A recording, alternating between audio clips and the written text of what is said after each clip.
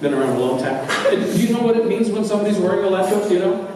They're professionals. Absolutely nothing. I got this in a uniform supply place. It was $20. They didn't even ask me for ID. Anybody can buy these. It means absolutely nothing. I've been a science educator for my whole life, and nearly 50 years, since I was 20. Carried this form. Anyway, and for those of us who have been involved in science education, one of the things that frustrates us is that people who don't have science education, don't understand, but just choose to believe certain things, will aggressively attack us for our knowledge. And one of the ways they do that is, well, it's only a theory, right? We've heard that. So I thought I would deal with that today in some way, because this is about skeptics. And classically, people will say, you're a skeptic. You don't believe in anything. And I modified that a little bit. I say, you're close. We don't believe just anything. Great way. See, that one word changes the meaning. And it's a very critical one, and we sometimes forget. But before I get on with today's thing, I thought I would introduce this. How about this? Isn't that great? Snowman. Yes, yes. I mean, okay, it does take rocket scientists, but they got them. They actually have rocket scientists working there. It is so cool. 4 billion miles away. It takes a signal traveling at light speed 6 hours to get here. Wow! And we got pictures of it. And this thing, this washing machine size spacecraft has been traveling first 9 years to get to Pluto. Did amazing work at Pluto. And then it's like, oh, let's just keep going. And passing this thing within 2,000 miles, which seems like a lot, but not really, going at 50,000 miles an hour, they had to pan, because otherwise just blur, because it's really dark out there. They actually had to pan the spacecraft as they went by. All of that had to happen at the right time in the right place, and they couldn't do it remotely from Earth because it takes 6 hours for the signal to get, and it all worked. Wow.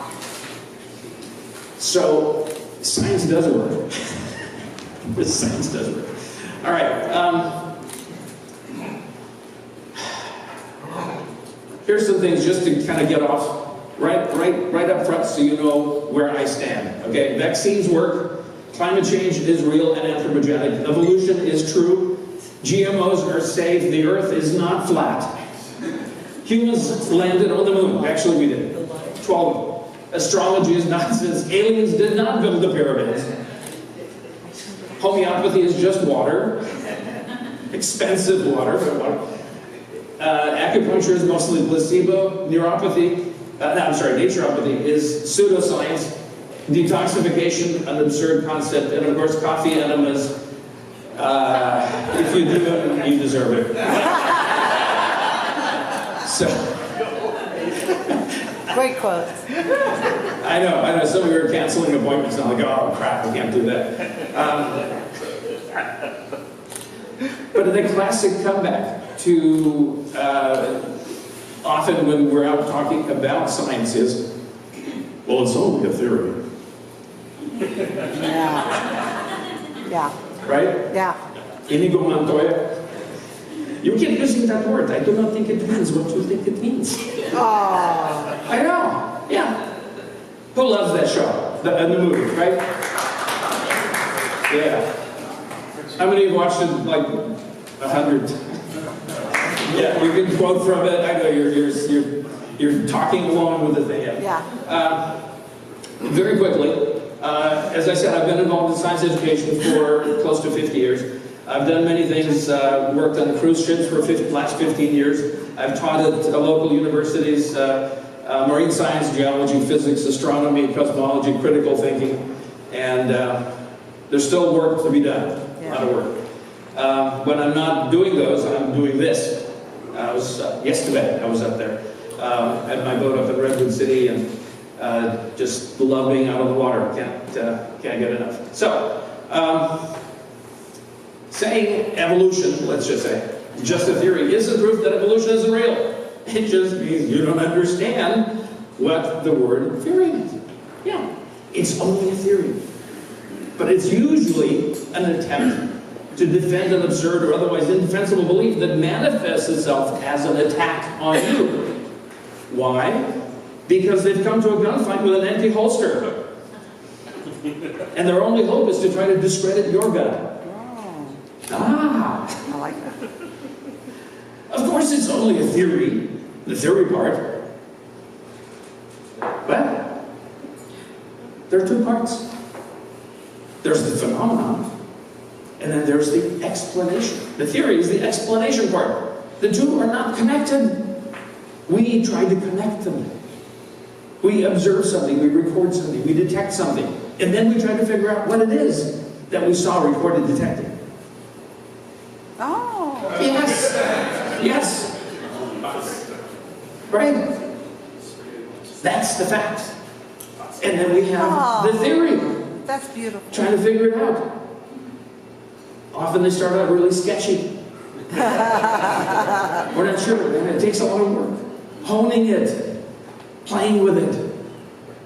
But the fact that the theory is not 100% smooth and covers it does nothing to distract or discredit phenomenon, well-documented phenomenon. Now, some of you are saying, flying spaghetti monster? Well-documented? What? Well... There he is. There he is. Oops. Sorry. Not supposed to...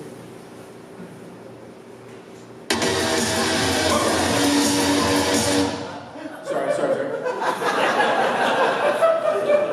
Okay? We have documentation.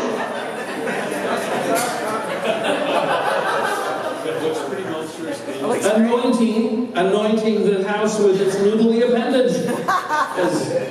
Oh, that's great. Okay? So again, the phenomenon, the fact, is separate from the theory, the explanation. And, okay, we've had germs and disease for a long time. Long time. Long before we had theories explaining. Before we had germ theory. There were germs long before we had explanations. Evolution has been true for a long time. We've known about evolution for centuries. We've known that animals were different through the layers, that there were simpler ones, more complex, changed over time. We just didn't know the mechanism until Darwin and Wallace, who were basically the same person. Yeah. No, they all looked like that back then. Sometimes Wallace would don a wig and glasses to make himself look different. But basically they all back then looked the same. And of course gravity's been around literally forever. Long before Newton, Leibniz, and Einstein with their theories of gravity. So, the phenomena, germs and disease, evolution, gravity, and then the explanations. And the fact that you might have issues with the explanations, we all have issues with it, because that's work in progress. So it's not an insult to say, well, it's just a theory. Well, yeah. So now we have people challenging germ theory, anti-vaxxers, creationists, and whatever they're calling themselves nowadays, anti-evolution. Ooh. The two most rock-solid concepts in history. And yet, where are the anti-gravers? Oh, man. I mean, gravity, right? We know this makes, okay, matter tells space-time how to curve, and space-time tells matter how to behave. Ooh! makes a wonderful bumper sticker, explains nothing. Explains nothing. Now, we can calculate these things to many decimal places. Ultima Thule got to where we're supposed to be within fractions of a second of when it was supposed to be there. We know how to do these things, but yet the underlying nature of gravity. So the theory of gravity are still wanting. Where does it come from? Is it smooth or pixelated? Does it vary over time? Does it depend on scale? And does it change with the expansion of the universe? We don't know. We don't. So if you're going to challenge something, challenge gravity. Look, we've detected gravity waves. They were predicted. Disturbances. But we don't know what it actually is being disturbed. I mean, it's supposed to be space-time, but what the hell's that? And do gravitons exist? We haven't found it. So where is the challenge? Where are the protests? It's just a theory. Don't trust atoms, they make up everything.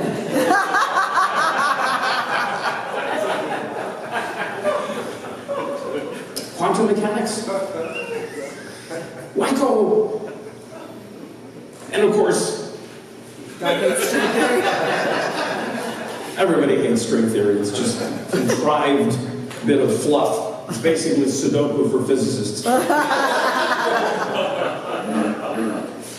But nobody's challenging the stuff that is squirmy and wiggly and like jello. They're attacking the stuff that has good support behind. I don't understand. Science is not an exact science. I made that up. Don't make that up. That's just me. It is a systematic method of inquiry, a way of asking questions that provides hopefully reliable results. It's a process of elimination. It's not about finding out what's true. It's finding out what isn't true. Trying to disprove your ideas, your theories, your explanations. Trying to disprove. It's like the sculptor. You've probably heard the famous thing where somebody asked a sculptor, how did you manage to sculpt that beautiful horse out of that piece of stone? And he said, I don't know, I just kind of chipped away all the parts that didn't look like a horse. And what was left with is the horse. Ta-da! Sounds easy. And depending on why you sculpted the horse, depends on how you deal with what comes next. Because immediately, somebody will come up and say, you know, the tail's all wrong. And the fetlocks don't really articulate quite that way. But whatever the fetlocks are. And if you were doing this to serve as a reference, it would say, oh, let me get around to fixing that. Where does that show me, picture show me a real horse, like, oh God, I got the tail all wrong, you got it coming out of the wrong place. Fix the tail. Fix the fetlocks. You want it to look good. That's one approach. Now, there are others who might say, shut up. This is my version of a horse. I'm entitled to my version of a horse. Don't expect the people who use it as a reference, but you are entitled to your version of a horse. You are. But sometimes, with challenge and review, and in the face of new evidence, you might want to fix your sculpture. Or not. It's okay. Picasso, that's his version of a woman facing. Now, it's not that he... Who's heard of Picasso? Okay, I just want to make sure we're all... Because it could be different. What? It's not that he had trouble with his eyes or skills. I mean, here's some of his early work. So clearly he knows where things go. He knows. He did some really amazing things. But in his later years, and I suspect alcohol was involved, he came up with that. That's my version. And that's okay. That's okay. But don't expect that people will use that as a reference to say, I will imitate that. Well, okay, some people will. But most people will put this on their Facebook page. Not that. This is a cute little guy. Cerberilla Moss Landing. It was a little nudibranch about that big. Discovered in the early 70s when I was still at the Marine Lab, Moss Landing. And I was there as a student, and I kind of worked my way through school as a graphic artist and illustrator, and somebody said, we understand you do graphic artists and illustration stuff. And I said, yeah, I do that. Because I put it up on the board down the hallway. And Gary McDonald, who discovered this thing, was going to write a paper along with our big professor, Dr. Nybach. I said, Milos, can you draw this thing for me? I said, sure. Why not? Now, I could have said, okay, here is my impression of Cerberilla moslandica. But that was not going to make it into any scientific journal. So I took a little more time. And it took us a while to go back and forth and fix this and fix that and redo this, and then it got published, and it's very cool. But it depends on why you're doing these things. Now, at the root of science is the understanding that we are not good recorders of things. We can tell a million shades of a certain color, but we're not good at absolute recorders of things. We don't know, we can't tell how much something weighs or how warm or cold it is. We can't, we're just not good. And most of us complain that our memory isn't what it used to be. Guess what? Our memories aren't what they used to be. Turns out now, as we're discovering, every time you retrieve a memory, even though the memory, original one, wasn't exactly what happened, it's what you thought happened, which would have happened, fix all that, that goes in. Then you retrieve it. Every time you retrieve your memory, you modify it. So our memories aren't what they used to be, which is a really scary thing, because who are we if not the sum total of our memories and experiences? And if those are not reliable, holy crap. Wow. And so to do science well, we have to develop equipment, instruments, experimental protocols that deliberately take us out of the loop, because we screw things up. And if you're good, then you're good at that. And if you're not, then you let personal influence, intentional or not, seep in. So, papers published about things have detailed information about instruments, protocols, and all that, so people can duplicate it and reinforce or challenge. Challenge. People hate that word. People hate challenge.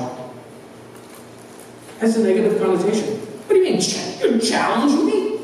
I have a lab coat. The name tag. Sorry, I meant to take that off. What's it say? It's from when I'm sometimes in the character of the mad scientist. Or I'm introduced as a mad scientist. And I said, no, I'm not a mad scientist. My name is Pissed Off Doctor. I am pissed off. And people just assume I'm mad, but I'm not really mad. Sorry, it's different. I have many characters.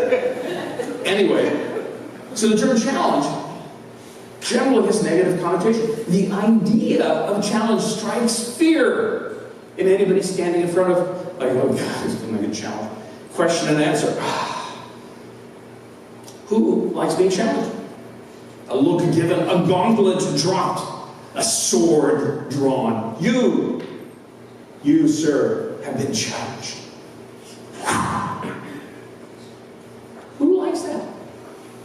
But in science, challenge is not to be feared or avoided. Challenge is what makes it work. When you don't ask questions is when things break down.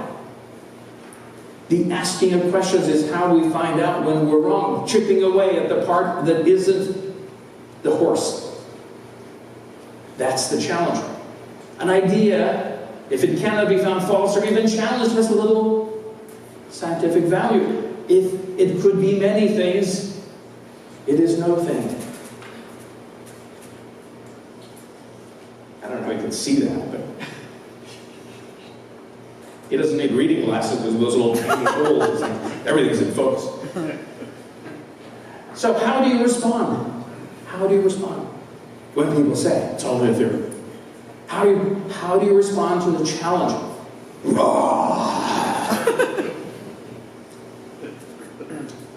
It depends. Take your time. Take your time. If they don't understand the process, science, they can't trust the results. We have these beliefs that we have built up over our lifetime. We believe the water will be wet, towels dry, the sun hot, and the neighbor down the street may have a small crush house. We believe the sun will come up in the morning, then all things fall down, and trickle down economics doesn't work.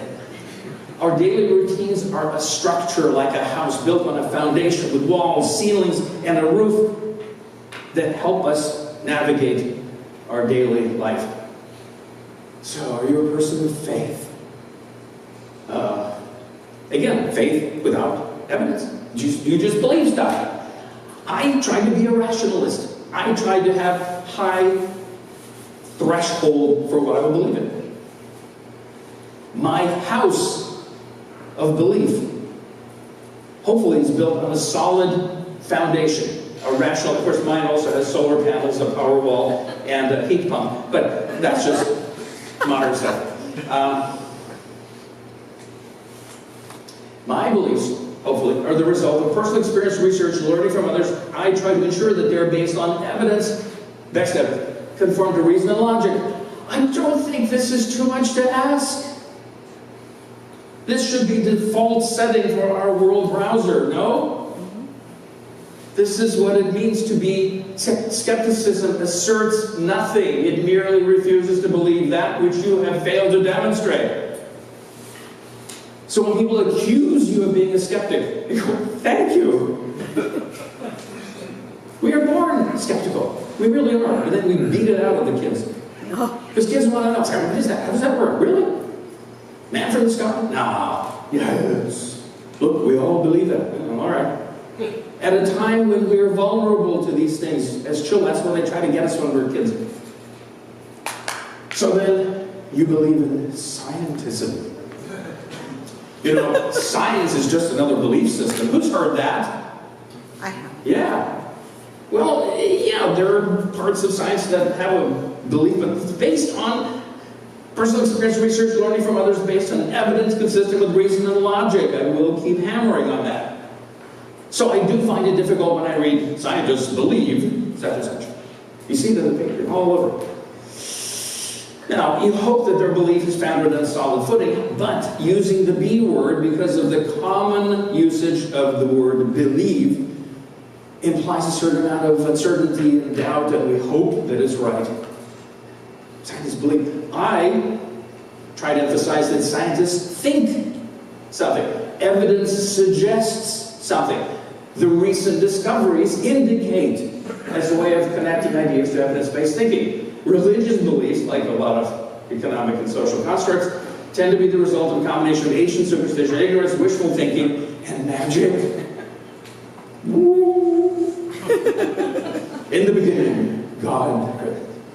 Once upon a time, there was a wise old king. Century. Just made it up. Magical thinking. We all fall prey to it.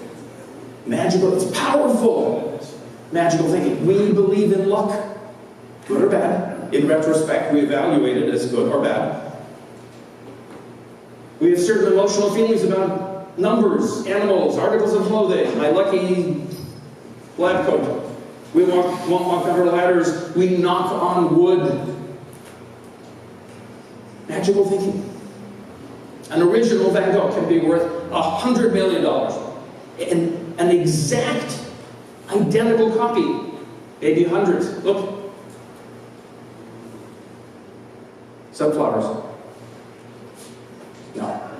Starry. I know. But if I did it, identical. Because I'm an illustrator. I can do these things.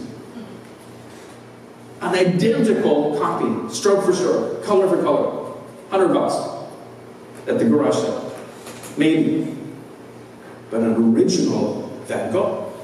Identical in every way, but having been touched by Van Gogh. $100 million. Now, if that isn't magical thinking, I don't know what is. There's a nice sweatshirt. Goodwill. $10. $10. I offered them $8.50. They took it. Nice sweatshirt. Comfortable. Warm.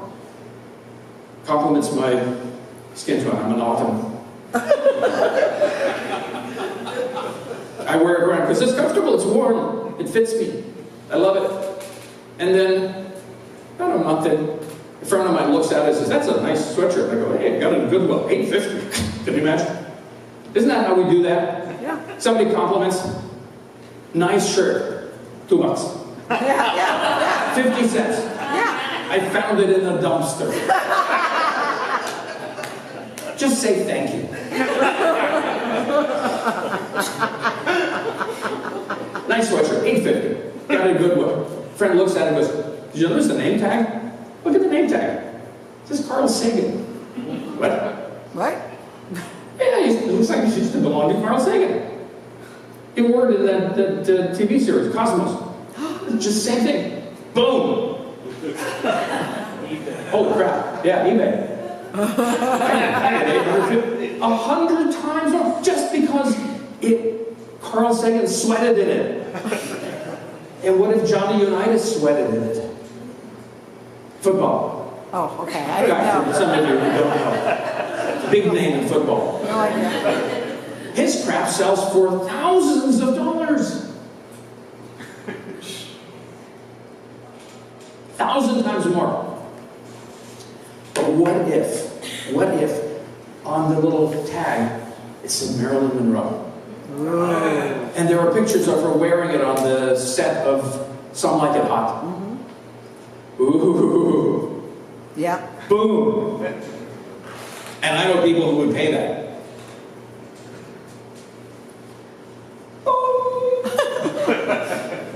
Magical thinking. So, I write that. Don't get me wrong, I enjoy magic and fantasy, adventures the next person perhaps more, but despite that most of us occasionally fall prey, there are times when it's important to know. There are times when it's important to know the difference. Is it real or is it man-mixed? To know shit from Shinola.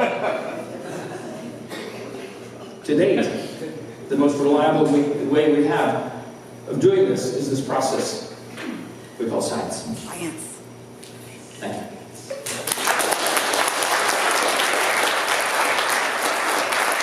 Believe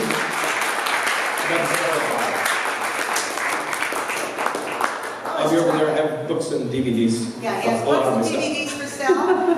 We could probably take one or two questions, real quick questions, if they're questions. Somebody Okay. with a microphone real quick. And here comes Run. That's running? Get back there. Run like you've never run before. Actually, that is like you've never run before. Okay. Do it. Testing. Okay. No. You might have answered this, and I apologize if he's going to answer something you already know the answer to. Yes, I did. Okay. I'm psychotic. You're a professor, right? You teach. I taught. You taught. I escaped. Okay. Were you 20 years old. Congratulations. Are you allowed to present something like this? No, which is why I left academia. Now, did he already say that? No. So, if you, even though you're a professor and you're teaching adults, you can't present something like this at a state university, a private university, nowhere? I don't know. Oh. I don't know. I've been working cruise ships the last 15 years, and they let me do whatever I want, so I do that. And it pays better than the university, Okay. which is a sad indictment of the system. But I probably today would have people suing me, the university, the guy who made the coffee, it's just nuts. And yet this is fundamental. I know, it should happen in, school, but thank you for,